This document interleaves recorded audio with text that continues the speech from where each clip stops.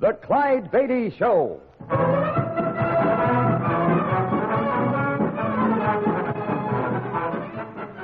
The world's greatest wild animal trainer, Clyde Beatty, with another exciting story from his brilliant career. This master of the big cats captures ferocious jungle beasts and trains them to perform under the big top in the circus, where there are always thrills, action, and danger. Hundreds of dramatic behind-the-scenes adventures are all part of the Clyde Beatty story. Here is the story of Land of the Giants.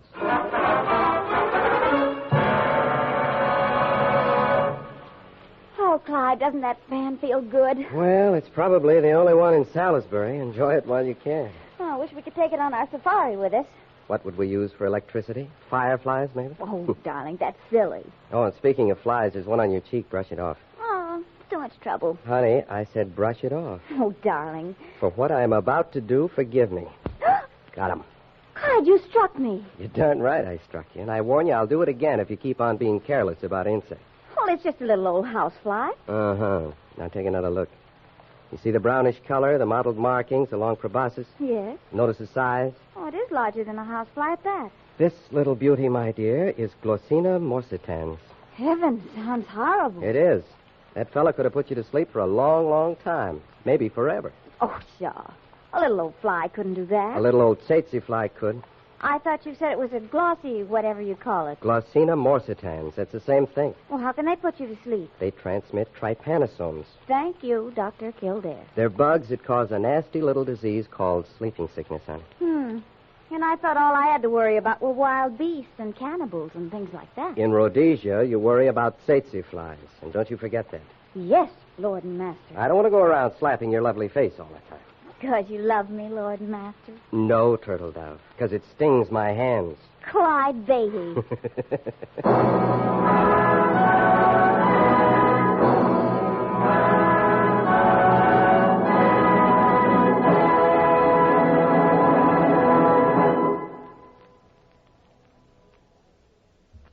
And now, back to Clyde Beatty's adventure entitled Land of the Giants.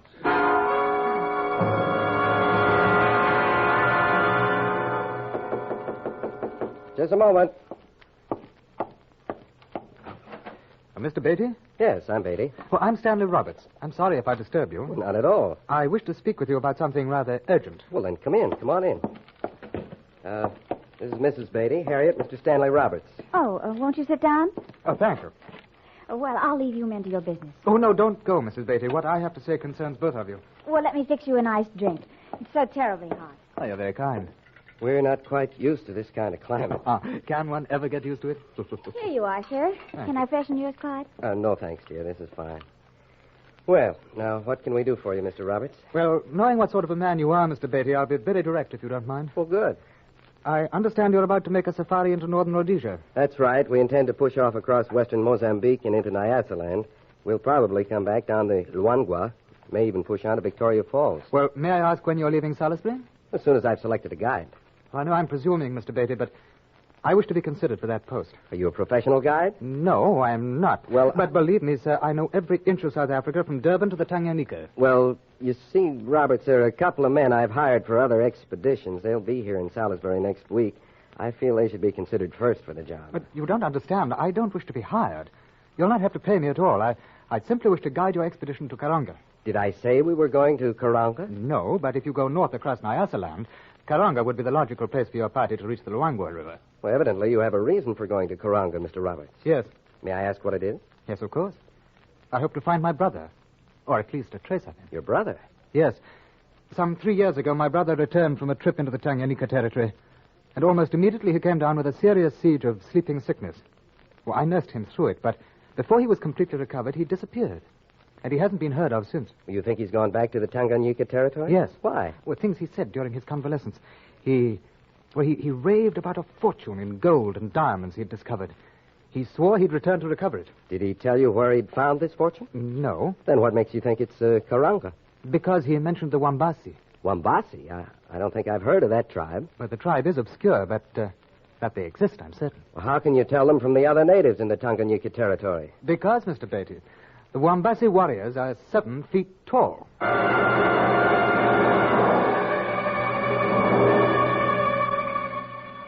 Robert's declaration that there were natives in the region of Karanga that were 7 feet tall amazed me. I checked with the authorities in Salisbury and found the Englishman was speaking the truth.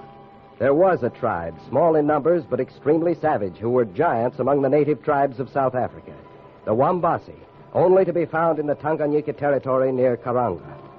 A sixth sense told me not to retain Roberts to guide our safari. But his story about locating his lost brother somehow touched me, and I did agree to take Roberts along with me. Clyde. Yeah? Clyde, I'm terribly tired. Can't we stop for a few minutes? Oh, of course, honey. Roberts has set a very fast pace. Oh. Too fast, if you ask me. Oh, Roberts, hold up. Let's stop a bit, huh? Oh, I'm sorry, Mr. Beatty. I'm afraid I've set too steep a pace. Oh, that's for sure. After all, the original purpose of this safari was pleasure. Oh, please forgive me. It's just my anxiety about my brother that makes me want to push on so rapidly. Mankuni Arani! I've noticed our porters and gun bearers have been a bit reluctant to continue. What does that mean? Well, they're frightened. Somehow they've learned that we've set out for the Wambasi country. Look, Roberts, I agreed to take you along on this safari, but if there's a chance that our natives won't stick along with us, I'd rather not take the chance of being stranded in country like this. Well, I'm afraid we've gone too far to turn back now, Mr. Beatty. What do you mean? Listen. What, those native drums? Yes, that's why our bearers are upset. Those are Wambasi drums. I don't like this, Roberts. Well, let me talk to the natives. I think I can keep them in line. Clyde, those drums. They frighten me. Just a jungle telegraph, dear. I know, but somehow they sound so ominous. Don't worry, everything will be all right. Clyde, Yes, dear? I'm worried about Stanley Roberts. What do you mean? Haven't you noticed the change in him? Well, he seems to be a bit more eager now that we've gotten so close to the place where he thinks his brother may be found. I don't think his brother is his first concern, Clyde. Well, what makes you say that? Well, I don't know. Maybe it's just a hunch, but, well, I just don't trust him. I checked on him back in Salisbury. Everything he said has been verified. Still, I feel there's something wrong with him. Those drums have disturbed you, Harriet. Don't let yourself imagine things now. Nevertheless, Clyde, I don't trust him. Roberts and his brother are from a very well-known family in England. They've lived many years here in South Africa. Yes, but if you ask yourself why. Well, maybe they like it here. I heard they were sent out here by their family to get them out of England. Well, just because Mama and Papa Roberts didn't want a couple of wild boys cluttering up their London drawing room doesn't make them criminals. Oh, I know, but still I'm worried. Oh, now, Harriet. I'm convinced that Stanley Roberts has some ulterior purpose beyond locating his missing brother. Well, why do you say that? Well, I've heard that no love has been lost between them. They've constantly been at odds with one another. It doesn't seem reasonable that suddenly Stanley should be so concerned with his brother's welfare. After all, honey, blood is thicker than water. Yes, and diamonds and gold have severed many a family tie.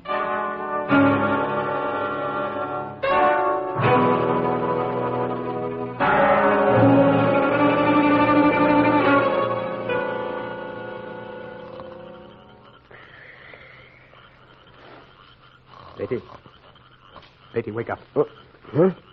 What? Roberts, what's wrong? Our natives.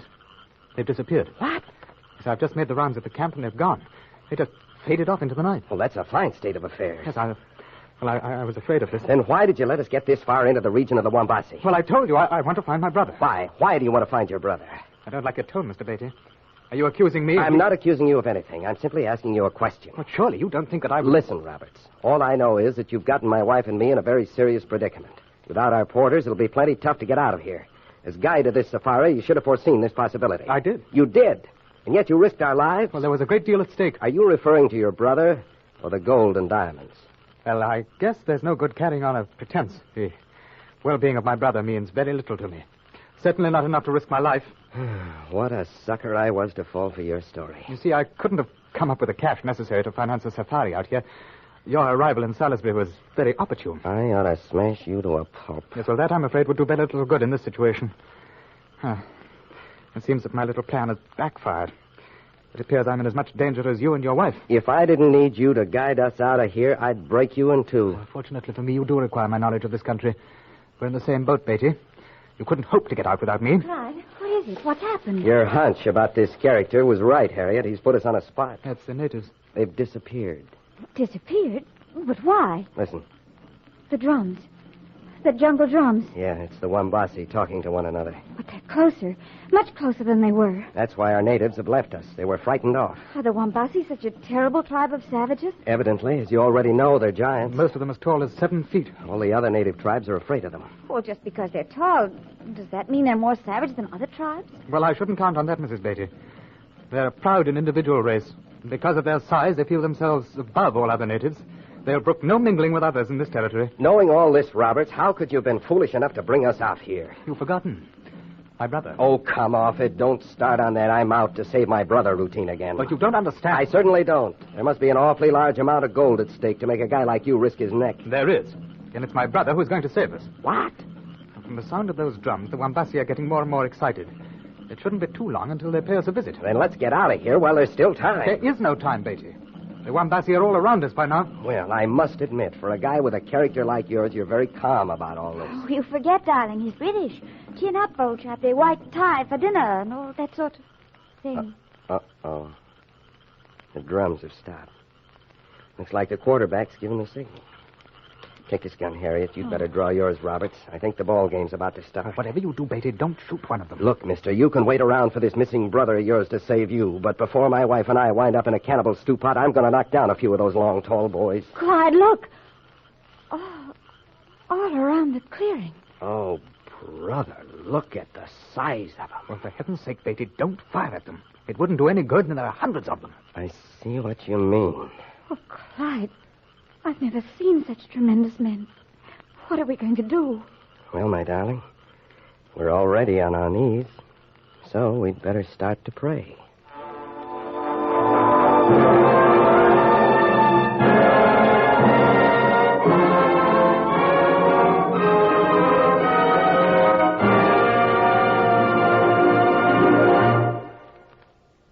And now, back to Clyde Beatty's adventure, Land of the Giants.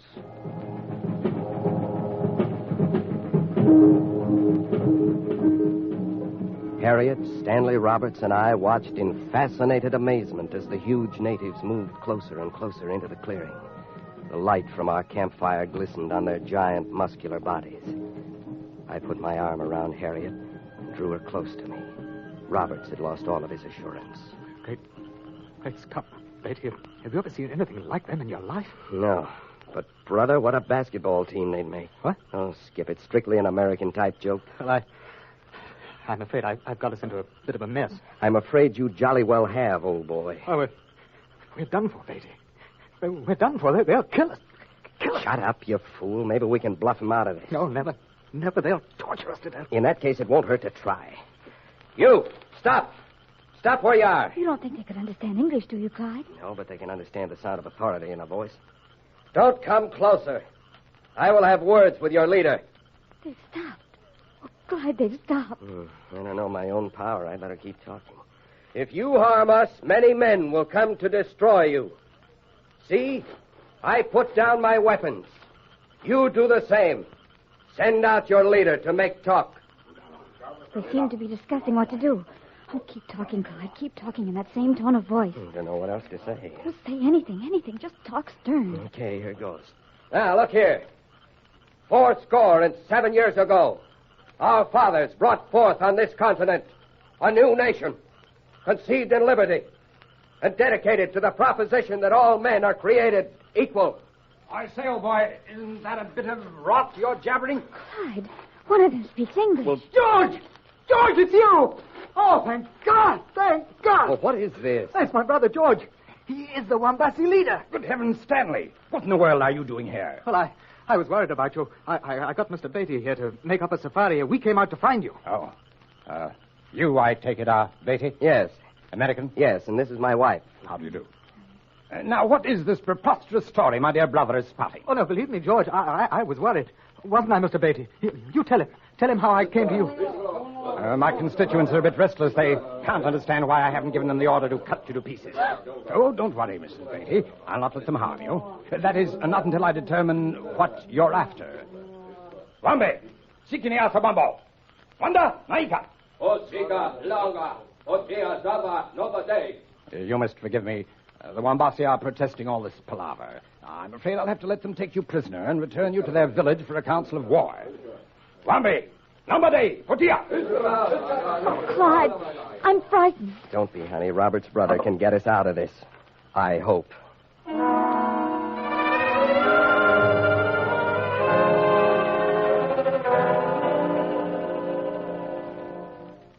Mr. and Mrs. Beatty. I trust you slept well in spite of our inadequate accommodations. This hut isn't exactly a summer resort. I'm sorry about the rough handling you received last night. You see, I'm the only white man the Wambasi have ever seen. They consider me their leader.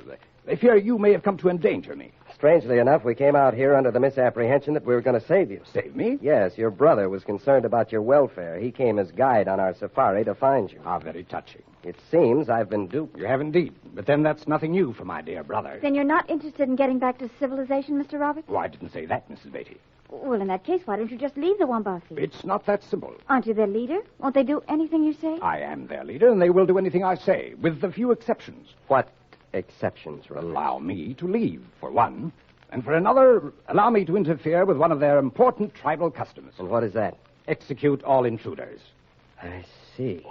You mean you won't be able to stop them from killing us? I regret to say that is the case. Well, you were an intruder. How did you escape? As I told you, I was the first white man they'd ever seen. They thought I might have magical powers, and with a few simple tricks, I convinced them I had. Why couldn't we do the same? No.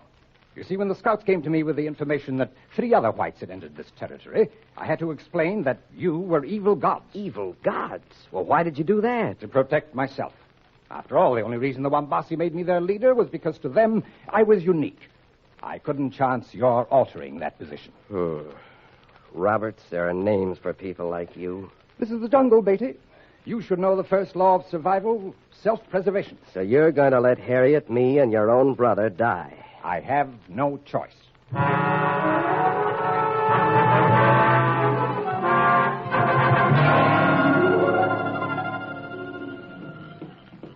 I've been dancing like that for hours, Clyde. It's getting on my nerves. Mine too, darling. But the longer they keep it up, the longer we have to think of some way out of this mess. Oh, cut that out, Roberts. This is bad enough without you going to pieces. But they'll torture us. They'll torture us to death. They will unless we think of something. No, it's no use. It's no use. Shut up, will you? I said shut up. No, don't hit me again. No, don't hit me again. Then keep quiet and let me think. Clyde, it wouldn't be difficult to break out of this flimsy hut. Then maybe we could get away in the dark. I've thought of that, honey. But I'd only do that as a last resort. That'd leave too many advantages on their side. But if we get enough of a start before they discover our escape, we might make it. No, there must be a better way. Wait a minute. I think I got an angle. What is it? Tell me quickly. Something about this whole setup's been bothering me. Everything about it's been bothering me. George Roberts made a big point about self-preservation being the first law of the jungle. That's true, but in his case, I wonder if there isn't another, a stronger motivation. I don't follow you, dear. I'm talking about greed, Harriet, greed. Well, even I can see that both the Roberts brothers have more than their share of that. Exactly. Behind all this, there's a little matter of wealth, gold and diamonds. Oh, I'd forgotten all about that. Sure, and so would most people in this situation, but I'd bet my life that George Roberts hasn't. I agree. But how in the world could that help us? Darling, I've got a plan. It's a long shot, a very long shot. I may be wrong, and if I am, we're sunk. But we've got to take a chance.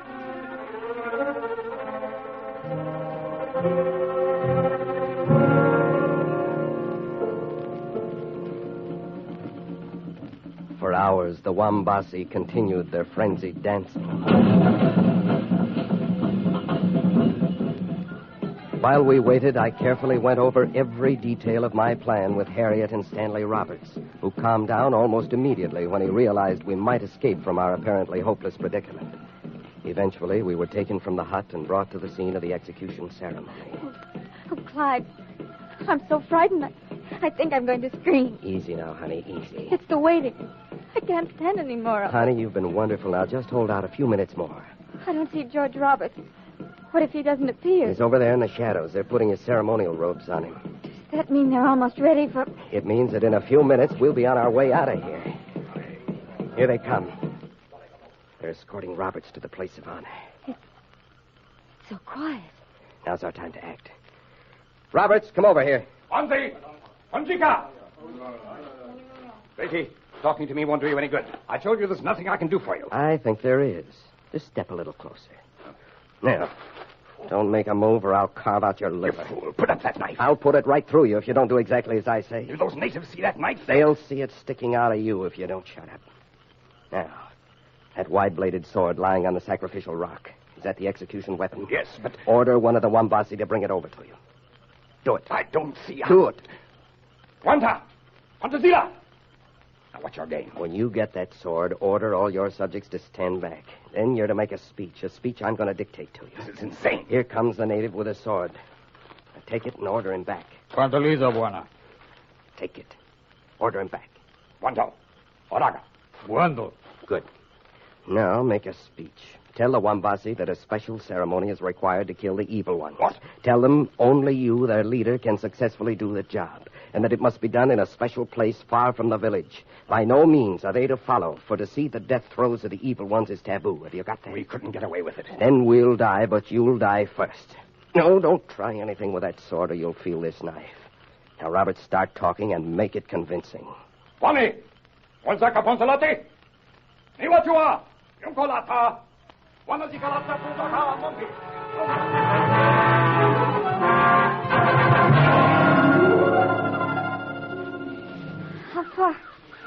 How far do you think we've gone, Clyde? It's almost daylight. Must have traveled at least 10 miles. Oh, when do you think it'll be safe to stop? I'm exhausted. Sorry, darling. We had to push on as fast as possible. No way of knowing how long the Wambasi would hold still for our gag. Hey, Roberts, how far are we from Luangwa?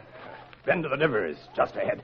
About a mile. Well, let's stop and rest a minute, huh? Yes, I'm ready for that, too. Oh, Well, Roberts, looks like our hopes worked, huh? So far, yes. But now what? When we get to the river, you're going to take us to the place you've hidden the boat. Boat?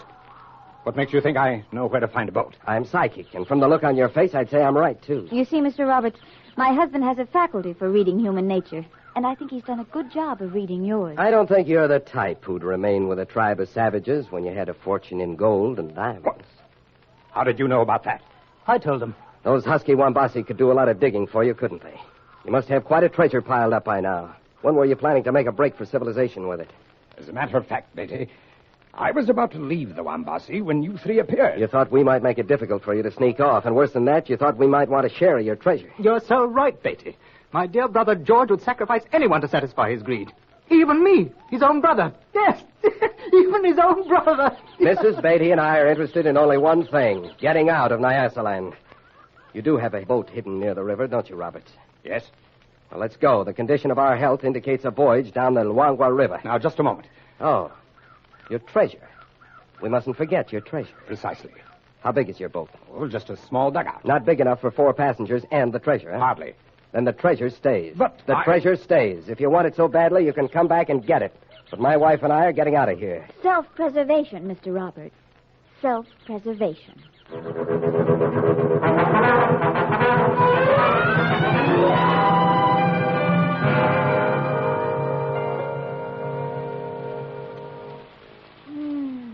Doesn't that fan feel good, Clyde? And how, darling? I haven't seen George Roberts since we've been back in Salisbury. You suppose he's gone after his gold and diamonds? Probably. You think he'll ever be able to get the treasure out? Frankly, I don't care. And if he manages, he'll have that brother of his sniffing around like a hound dog. That's for sure. They're two of a kind. Yes, two of a kind that sometimes makes this old world a miserable place to live in. Oh, honey, there's a fly on your cheek. Brush it off. Another tsetse fly? Yep. My mistake was in letting you brush off that first one. Huh? Just think. I could have slept through this whole adventure.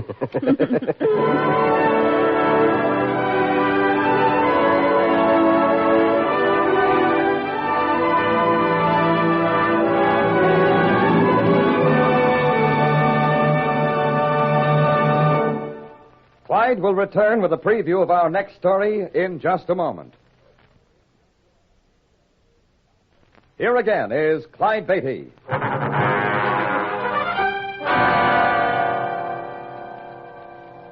Many of the strangest attractions seen under the big top have been imported from the continent. A few years ago, Harriet and I visited Europe during the off-season and discovered Jacques and Roselle Dumont. But fate stepped in on our return voyage, and the Dumont's act was destined never to be seen in America. You'll hear the whole exciting story, Death in Stateroom B, when next we meet. All stories are based upon incidents in the career of the world-famous Clyde Beatty and the Clyde Beatty Circus. The Clyde Beatty Show is produced by Shirley Thomas. Land of the Giants was written by R.T. Smith and Frank Hart Kelsey. All names used were fictional, and any resemblance to persons living or dead is purely coincidental. This is a Commodore production.